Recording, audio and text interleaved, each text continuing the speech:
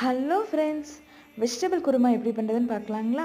அடுப்பில் ஒரு வடைச்சட்டி வச்சு அதில் வந்து ஒரு ஸ்பூன் ஆயில் விட்டு கொஞ்சமாக சோம்பு, கட் பண்ணி வச்சுருக்க ஒரு பெரிய வெங்காயம், கருவேப்பிலை, பச்சை மிளகாய் ஒன்று சேர்த்திக்கோங்க. அது நல்லா வணங்கினதுக்கப்புறம் ஒரு பெரிய சைஸ் ஆப்பிள் தக்காளி கட் பண்ணி சேர்த்துருக்கேங்க. அது வணங்கினதுக்கப்புறம் ஒரு ஸ்பூன் இஞ்சி பூண்டு பேஸ்ட்டு சேர்த்துருக்கேன். அதோட பச்சை வாசனை போனதுக்கப்புறம் வேக வச்ச கேரட், பீன்ஸ், பட்டாணியை அப்படியே தாங்க சேர்த்திருக்கேன்.